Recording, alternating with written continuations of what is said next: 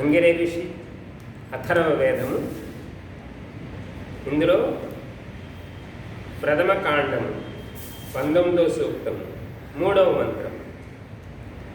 నిన్న విషయము గోహంతకులను హతమార్చుడు. గోవుల్ని చంపే వాళ్ళకి వదలకూడదు, వాళ్ళని హతమార్చవచ్చని పరమాత్మ వేదమంత్రంలో చెప్పారు. ఈరోజు ఏమిటంటే శత్రువును దండించుట.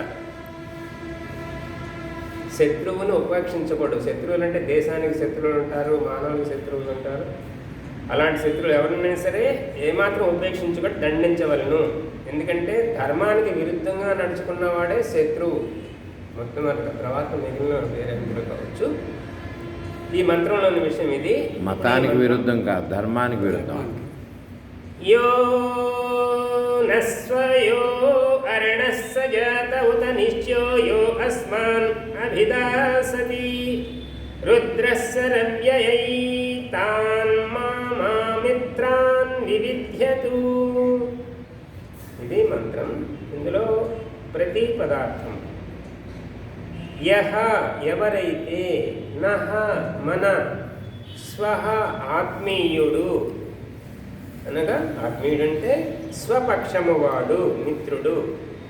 యహ ఎవరైతే, అరణః శత్రువో, సజాతః బంధువర్గములోని వాడైనను, ఉతనిష్ట్యః వేరే వాడైనను, శత్రువై అస్మాన్ మనను, అభిదాసతి బానిసలుగా చేయదలుచుచున్నాడో, నాశనము చేయి భూను కొన్నాడో, ఏతాన్ ఈ అమిత్రాన్ శత్రువులను, రుద్రః వీర నాయకుడు, శరవ్యః బాణములచే అనగా శస్త్రాస్త్రములచే, వివిధ్యతు వివిధ రీతుల ఛేదించుగాక. ఇందులో ఇది పరమాత్మ చెప్తున్నారు. శత్రువు అనేవాడు మనం బంధువు అయినప్పటికీ అతను శత్రువు అయితే ఉపేక్షించకూడదు. అలాగే మనల్ని శత్రువులు చేసి బానిసలుగా చేసుకుని, విదేశీయులు మనకు శత్రువులు, వాళ్ళు మనల్ని బానిసలుగా చేసుకొని అనేక 1000 సంవత్సరాల దగ్గరగా మనం పాలన చేసి, మన సంస్కృతిని నాశనం చేసి, మన దేశంలోని సంపదను దోచుకొని, మనం బానిసలుగా వాడుకొని, మన వాళ్ళనే వాళ్ళ సైన్యం చేర్చుకొని మళ్ళీ వాళ్ళ చేత మన వాళ్ళ చేత మనల్ని చంపించారు. అంత క్రూరమైన శత్రువులు. అలాంటి వాళ్ళని వదలకూడదు, వాళ్ళని దండించవలసిందే అనేది ఈ మంత్రంలో చెప్తున్నారు. ఈ మంత్రం యొక్క భావార్థం: ఆత్మానం సతతం రక్షేత్. ఏ విధముగానైనా తన్ను తాను రక్షించుకొనవలెను. ఆత్మానంటే స్వయం. శత్రువుల నుంచి ఆపద ఏర్పడినప్పుడు ఎవరికి వాళ్ళు స్వయంగా రక్షించుకోవడానికి ప్రయత్నం చేయాలి. ఇది ఇక్కడ చెప్తున్న ఆత్మానం సతతం రక్షేత్. నీతిని అనుసరించి తనకు అపకారము చేయు, హాని కలిగించు వ్యక్తులు వారెవరైనను, పరులైన స్వదేశీయులైన విదేశీయులైనను శిక్షించవలను, దండింప చేయవలను. ఇది శిక్షణాస్మృతి.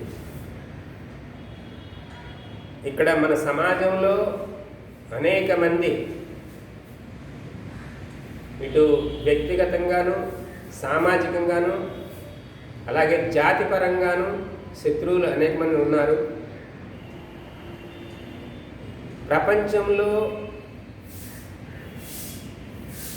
భారతదేశం ఒక్కటే ఏ దేశం మీద అక్రమంగా దండయాత్ర చేయలేదు. ఎప్పుడు మన దేశాన్ని మనం పరిపాలించుకున్నాను, మన చక్రవర్తులు రాజులు ఉన్నారు, కానీ ఎవరు కూడా విదేశాల మీదుగా అన్యాయంగా అక్రమంగా దండయాత్ర చేయలేదు.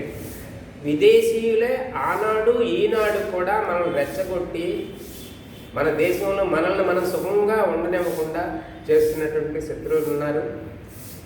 ఇంటి శత్రువులు కూడా ఉన్నారు, మన లోపలే మన చుట్టుపక్కలే ఉన్నారు. ఈనాటికి కూడా వాళ్ళతో మనకు ప్రమాదం పొంచి ఉన్నది. వాళ్ళని గ్రహించి ఇప్పుడు స్వయంగా ఆత్మ మనం స్వయంగా రక్షించుకోవటం అంటే ఆ విషయంలో మనం అశ్రద్ధ చేస్తే మన దేశం ఏదో ఒక నాటికి మరలా పరాయి పాలనలోకి పోయి బానిసలుగా అయిపోతాం. బానిసలు అవ్వకూడదు అంటున్నారు ఇక్కడ. నీతిని అనుసరించి. నీతి అంటే ఏమిటి? నైతిక వర్తన. నైతిక వర్తన దేని నుంచి వస్తుంది? ఆ దేశంలో ఉన్న ప్రజలు ఉన్న జ్ఞానాన్ని అనుసరించి ఆ నైతిక వర్తన వస్తుంది. ప్రపంచంలో కేవలం భారత భూభాగం మీద మాత్రమే ఋషులు జన్మించారు. ఇతర ప్రపంచ ఏ దేశంలో కూడా ఋషులు జన్మించినట్లేదు. మహానుభావులు, గొప్పవాళ్ళు, సామాజిక కార్యకర్తలు, సామాజిక సంస్కర్తలు జన్మించారు. కానీ ఋషి అంటే మంత్రద్రష్ట ఋషి. పరమాత్మ యొక్క జ్ఞానమైన వేదాన్ని దర్శించి దానిని అనుసరించి నీతిని ఏర్పాటు చేశారు ఈ దేశంలో ఋషులు. అలాంటి ఋషుల యొక్క నీతికి విరుద్ధంగా వ్యవహరించిన వాళ్ళందరూ జాతికి శత్రువులు. ధర్మానికి విరుద్ధంగా వ్యవహరించిన వాళ్ళు జాతికి శత్రువులు. కాబట్టి వారిని గ్రహించి వాళ్ళని జాగ్రత్తగా నిర్మూలించకపోతే మానవ జాతి సజ్జనులకు దుఃఖాల పాలవుతారు. అలాగే దేశం యొక్క సంస్కృతికి హాని జరుగుతుంది. సంస్కృతి కనుక నశింపబడినట్లయితే మొత్తం మానవ జాతి యొక్క సమూలంగా శారీరక, మానసిక, ఆత్మిక, ధార్మిక హాని కలుగుతుంది. కాబట్టి పరమాత్మ ఆదేశించినట్లు ఎలాంటి శత్రువులైనప్పటికీ ఉపేక్షించకుండా వాళ్ళని ఖండించి తీరవలసిందే. అది అధర్మమేమీ కాదు. ఆ రోజున శ్రీకృష్ణుడు ఉపదేశం చేశారు అర్జునుడికి. అదే పెద్ద గీతోపదేశమై అది ఇప్పుడు ఈనాటికి నడుస్తుంది. ధర్మానికి హాని కలిగినప్పుడు నీవు ఇతర విషయాలు ఏమీ ఆలోచించకుండా నీ బంధువులు కానీ చూడకుండా వాళ్ళని చంపే. ఇది నీతి. అదే ఇప్పుడు ఈ వేదమంత్రం లేదు, అదే అన్నాడు శ్రీకృష్ణుడు చెప్పినట్టు మనం అర్థం చేసుకోవాలి. ఓం ఇది